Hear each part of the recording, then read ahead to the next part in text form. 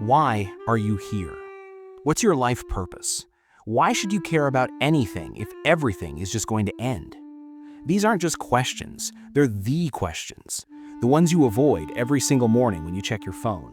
The ones you drown out with Netflix, with work, with meaningless conversations about nothing. You're running from them right now, aren't you? You're going to die.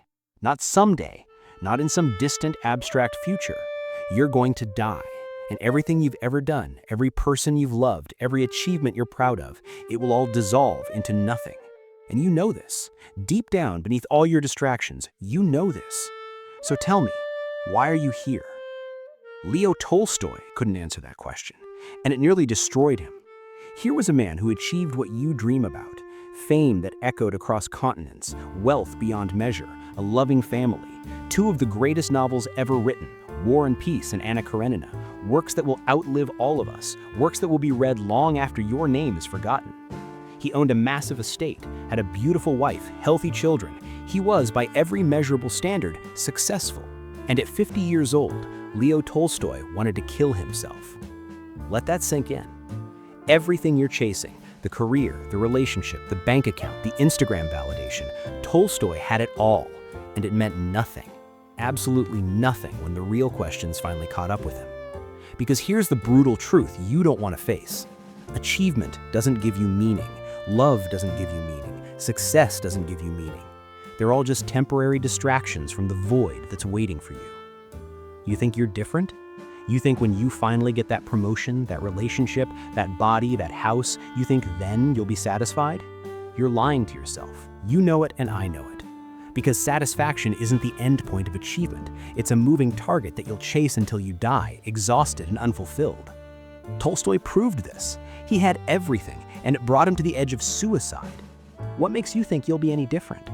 From a young age, Tolstoy understood something most people spend their entire lives avoiding. Organized religion is often just a comfortable lie we tell ourselves. He lost both parents early, felt abandoned by God, abandoned by the universe. And instead of processing this like most people do by finding another comfortable lie to believe in, he just lived. He pursued pleasure, he wrote, he fucked, he drank. He lived life to the fullest, as people say when they mean, I'm desperately trying not to think about death. For 50 years it worked. The distractions held, the achievements piled up, the dopamine kept flowing. And then it stopped working. This is what you need to understand. The crash is coming for you too. Maybe not at 50, maybe at 30, maybe at 70, but it's coming. That moment when you wake up and realize that everything you've built, everything you've accomplished, everything you've told yourself matters. It's all just scaffolding around an empty center. Tolstoy described it perfectly. Sleep became his only escape, not because he was tired, because unconsciousness was the only state where he didn't have to confront the screaming void of his own existence. Every waking moment was torture. Every thought led back to the same question. Why? Why life? Why existence? Why death? Why anything? He became, as he put it, like an emotional toddler. But here's what makes it worse. Toddlers ask why because they don't understand yet. Tolstoy asked why because he understood too much. He saw through all the comfortable lies, all the social constructs, all the meaning we pretend is real. Think about your own life right now. How much of what you do actually matters? Be honest. Your job, does it matter? Or are you just trading hours of your finite life for money to buy things you don't need to impress people you don't like? Your hobbies, are they meaningful or are they just distractions? Your relationships, are they deep connections or are they just mutual agreements to not be alone with your own thoughts? In his own words, if not now, then tomorrow. If not tomorrow, then in 30 years. Does it make any difference? Does it? Does it make any difference whether you die today or in 30 years if the end result is the same? If everything you are, everything you've experienced, every memory and hope and fear just stops? You're uncomfortable right now, aren't you? Good.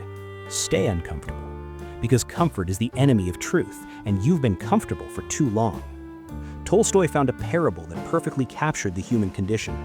Let me tell you this story, and I want you to really hear it. Not just listen, hear it. A man is being chased by a wild beast. In his terror, he stumbles upon an abandoned well and jumps in to escape. But as he falls, he sees a dragon at the bottom, jaws open, waiting to devour him. In his panic, he grabs onto a branch growing from the side of the well. He's hanging there, the beast above, the dragon below, holding on to this branch for dear life. And then he notices something. 2 mice, one white and one black, are gnawing at the branch. Day and night, they're destroying his only support. His grip is temporary. His death is certain. But then, and this is the gut punch, he notices drops of honey on the leaves near his face. And despite everything, despite the beast, despite the dragon, despite the mice destroying his lifeline, he reaches out and tastes the honey. This is your life. Right now, you're hanging in that well. The beast above is your past, all your regrets, your traumas, your failures, everything chasing you that you can't escape. The dragon below is your death, waiting patiently because it knows it will win. The mice are time itself, day and night, systematically destroying whatever you're holding on to. And the honey? The honey is your distractions, your pleasures, your achievements, your relationships, your weekend plans. You're tasting honey while the branch is being chewed through. And the most horrifying part? You know this. You've always known this. You just choose not to think about it. Every day the branch gets weaker. Every day you're closer to falling. And every day you reach for more honey, pretending that if you just taste enough of it, somehow the mice will stop chewing. Somehow the dragon will leave. Somehow you'll be safe. But you won't be. You never will be. The well is your prison, and there is no escape. Not really. You can distract yourself, you can numb yourself, you can lie to yourself, but you cannot escape. So what do? What can you do when you're trapped in a situation with no real solution, when every option leads to the same inevitable end? After his breakdown, Tolstoy studied how people cope with this reality. He found 4 responses, 4 ways people deal with the fact that life is suffering and death is inevitable, and I guarantee you're using at least one of them right now. The first way is ignorance. These people just don't think about it. Life is absurd, so what? Pass me another beer. They coast through existence on autopilot, never asking the deep questions because questions are uncomfortable. They work, they eat, they sleep, they reproduce, they die. They're like philosophical zombies, going through the motions without ever truly confronting what it all means. You know these people. Maybe you are these people. They're the ones who think you're being too deep or overthinking it when you dare to ask if any of this matters. They've chosen comfort over truth, and it works until it doesn't, until someone they love dies, until they get diagnosed with cancer, until the facade cracks and they're forced to see the void they've been running from their entire lives. Here's the thing about ignorance. It's actually a skill. It takes effort to not think about death. It takes constant vigilance to keep the existential questions at bay. You have to fill every moment with noise, with distraction, with anything that keeps you from being alone with your thoughts. Look at your screen time. Look at how much content you consume. How many hours do you spend scrolling, watching, listening to anything that keeps you from sitting in silence with yourself? That's not accidental. That's strategic. You're strategically avoiding the void. Tolstoy saw through this immediately. You can't stay ignorant when you have a functioning mind. Reality doesn't care about your comfort. The universe will force you to confront it eventually. And when it does, when ignorance finally fails you, you'll be completely unprepared. You'll collapse just like Tolstoy did, except you won't have his intellect or resources to help you find a way out. The second way is pleasure. Ah yes, the hedonists, the you only live once crowd. These are the people who've accepted that life is meaningless, so they've decided to just enjoy it. Maximize pleasure, minimize pain. Fill every moment with experiences, with travel, with food, with sex, with substances, with anything that makes the emptiness less obvious. You see them on social media, living their best life. Another vacation, another restaurant, another party, another relationship. More.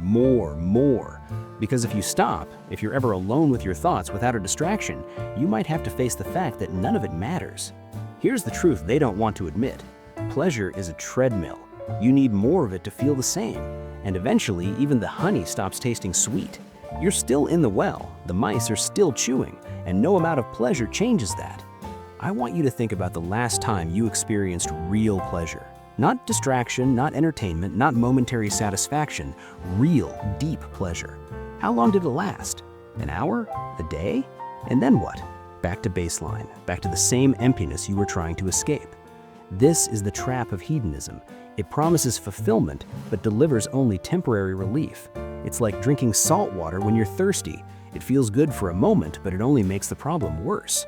And the people who live this way, They know it. Deep down, they know that all their experiences, all their pleasures, all their carefully curated moments, they're just noise. They're just louder honey. But they can't stop, because stopping means confronting the silence, and the silence is unbearable. The third way is surrender. Some people, when confronted with the meaninglessness of existence, choose to end it.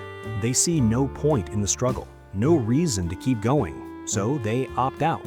And look, I'm not going to glorify or encourage this. If you're struggling with these thoughts, please reach out for help. But let's be honest about why people choose this path. They've seen the truth that most people avoid, and they've decided that awareness of the void is worse than falling into it. Tolstoy himself came close to this. He had to actively trick himself into not ending his own life. He removed ropes from his room so he wouldn't hang himself. He stopped carrying a gun because he didn't trust himself with it. Think about that.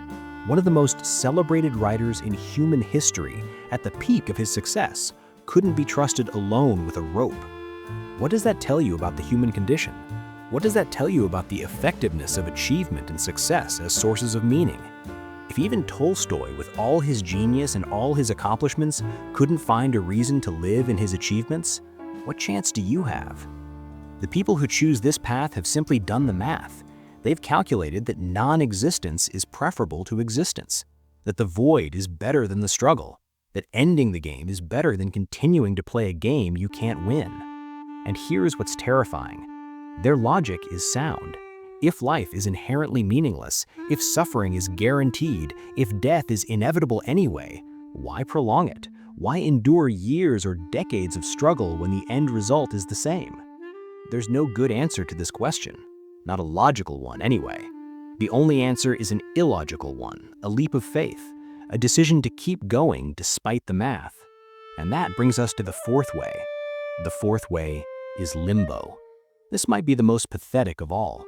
These are the people who see the truth. They understand that life is meaningless, that death is inevitable, that nothing really matters, but they lack the courage to do anything about it. They don't pursue pleasure, they don't maintain ignorance, they don't surrender, they just exist. They're the walking dead, spiritually exhausted, emotionally paralyzed.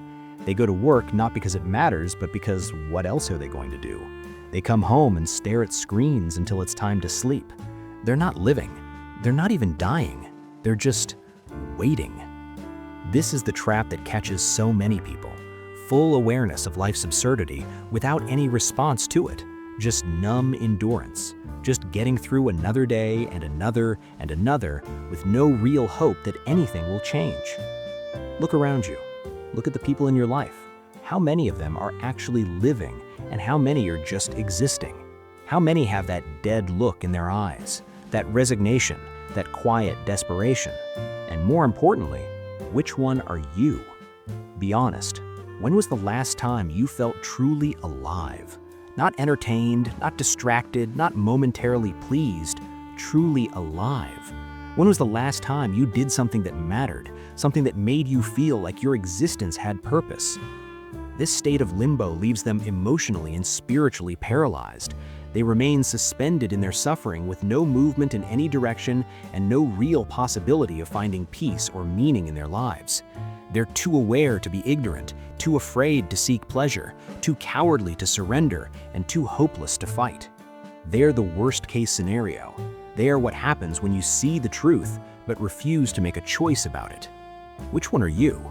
Be honest. Which of these pathetic coping mechanisms are you using right now? Or are you using a combination? A little ignorance when it's convenient, a little pleasure-seeking on weekends, a lot of limbo during the week. Here's where Tolstoy's story takes a turn that you might not expect. After exploring philosophy, after studying science, after observing the wealthy and educated people in his circles, Tolstoy noticed something that shattered his entire worldview. The poor people, the peasants, the ones with nothing, the ones who should have every reason to despair, they weren't despairing. They had something the educated, wealthy, successful people didn't: faith. Now, before you roll your eyes and dismiss this as some religious propaganda, stay with me, because what Tolstoy discovered wasn't about organized religion or dogma. It was something far more profound and disturbing. The peasants believed in something infinite, something beyond their suffering, something that gave their finite, painful, difficult lives a sense of purpose that transcended the immediate horror of existence. And this belief, whether it was true or not, gave them peace, real peace, not the temporary distraction of pleasure or the numbness of ignorance, but genuine, lasting peace. Think about that. These people had nothing.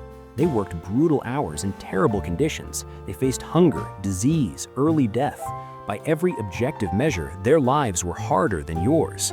And yet they had something you don't: peace. How? How is that possible? Because they believed in something you don't. They believed that their suffering had meaning. They believed that their lives, no matter how difficult, were part of something larger, something eternal, something that made it all worthwhile. And here's the brutal question this raises. What if meaning isn't something you discover? What if meaning is something you choose to believe in? What if the peasants weren't happier because they found the truth, but because they chose to believe in a comforting lie? And even more disturbing, what if that doesn't matter? What if the truth of the belief is irrelevant and the only thing that matters is whether it gives you peace? This is where it gets really uncomfortable. Because Tolstoy, this man who had rejected religion his entire life, this skeptic who saw through all the comfortable lies, he realized something horrifying. Reason can't give you meaning. Logic can't give you purpose. Science can explain how you work, but it can't explain why you should care. Philosophy can describe the problem, but it can't solve it. Darwinism tells you that you're an accident, a collection of atoms that happen to organize itself in a particular way for a brief moment in cosmic time. Biology tells you that you're just a machine designed to survive and reproduce, and once your cells stop functioning properly, you're done. Physics tells you that eventually the universe itself will die. Heat death, entropy, everything gone. Reason leads to one place: nihilism, the recognition that nothing inherently matters. Every philosopher Tolstoy studied, Solomon, Socrates, Buddha, they all arrived at the same conclusion. Happy is he who has not been born. Death is better than life. One must free oneself from life. That's where pure reason leads. That's the logical endpoint of rational thought applied to existence. Nihilism, despair, the recognition that we are cosmic accidents stumbling through a meaningless universe toward inevitable oblivion. Science can tell you how your brain produces the feeling of love, but it can't tell you why you should value love. It can explain the chemical processes that make you feel happy, but it can't explain why happiness matters. It reduces everything beautiful and meaningful to mechanical processes, leaving you with accurate descriptions and zero reasons to care. But faith, belief in something infinite, something beyond the material, something that can't be proven or disproven, faith offers a way out. Not because it's true, not because you can prove it, but because it allows you to construct meaning in a universe that offers none. And here's the brutal truth that Tolstoy discovered. You can't reason your way into faith. You can't logic yourself into belief. It's a leap, a choice, a decision to accept something that your rational mind knows might be a comfortable lie. This is the paradox that will haunt you. The rational mind that allows you to see the meaninglessness of existence is the same mind that prevents you from accepting the faith that could save you from that meaninglessness. You're too smart for your own good. Your intelligence, your skepticism, your commitment to truth, these are the very things that trap you in the well. The peasants could believe it because they didn't know better. But you know too much. You've seen too much. You can't unsee what you've seen. But maybe, and this is the question that will haunt you, maybe the comfortable lie is better than the uncomfortable truth. Maybe ignorance really is bliss. Maybe the people who believe, who have faith, who construct meaning out of nothing, maybe they're the smart ones, and the skeptics like Tolstoy, like maybe you, are just torturing ourselves for no reason. What if the pursuit of truth is itself a form of self-harm? What if seeing clearly is actually a disability, not a gift? What if the happiest people are the ones who believe in things that aren't true? Tolstoy made his choice. After years of intellectual struggle, after nearly ending his own life, after exploring every possible philosophical and scientific answer, he chose faith. Not the organized Christianity of his childhood, not the dogmatic religion he had rejected, but a personal belief in something infinite, something beyond himself. And it worked. He gave away his wealth. He lived simply. He dedicated himself to helping the poor, to living humbly, to serving something greater than his ego. His family hated it.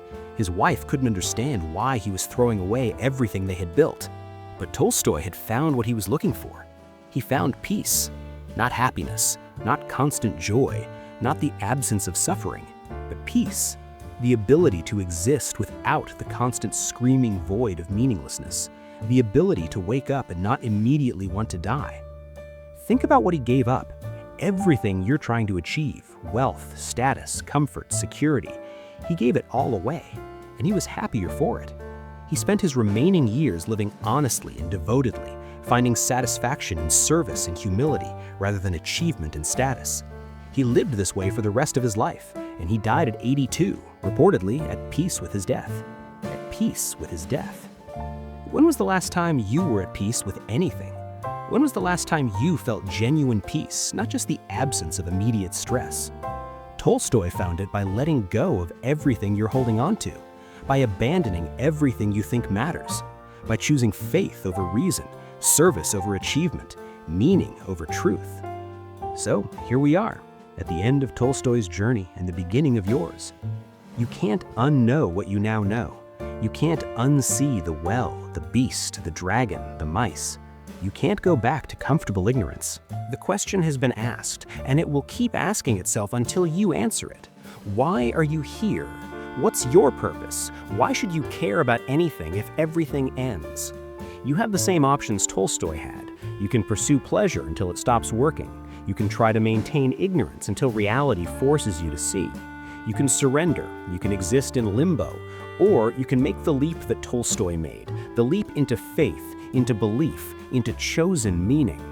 But here's what you need to understand. There is no objectively correct answer. There is no universal truth that will satisfy you. There is only the choice you make and how you live with that choice.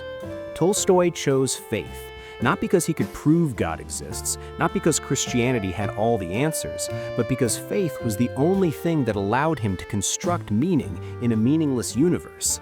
Faith was the only thing that gave him permission to care about something in a world where nothing inherently matters. What will you choose? And don't give me some bullshit answer about how you're still figuring it out. You're running out of time. The mice never stop chewing. The branch gets thinner every single day. Every moment you spend avoiding this question is a moment wasted, a moment you'll never get back, a moment closer to the dragon's jaws. This is your life, right now, this moment. This is it. There is no rehearsal. There is no second chance. There is only this, and then nothing. So what are you going to do about it? The honey is still there. You can keep tasting it, keep pretending the branch isn't breaking, or you can make a choice. You can decide what your life means, not discover it, decide it, construct it, choose it, believe in it, even if you can't prove it. Because that's what Tolstoy learned, and that's what I'm telling you right now. Meaning isn't found, it's created. It's a choice, an act of defiance against a universe that offers none. You're going to die. We established that at the beginning. Nothing will change that. But between now and then, you have a choice. You can live in terror of the void, or you can choose to believe that there's something more, something beyond, something that makes this brief, painful, beautiful existence worth enduring. Tolstoy made his choice. It saved his life. Now make yours. The branch is breaking, the honey is getting harder to taste, and the dragon is still waiting. What will you do? And this, if this reached you, if something here articulated what rarely gets spoken aloud, then what comes next is a choice, not passive consumption, but participation. Subscribe if these questions matter to you.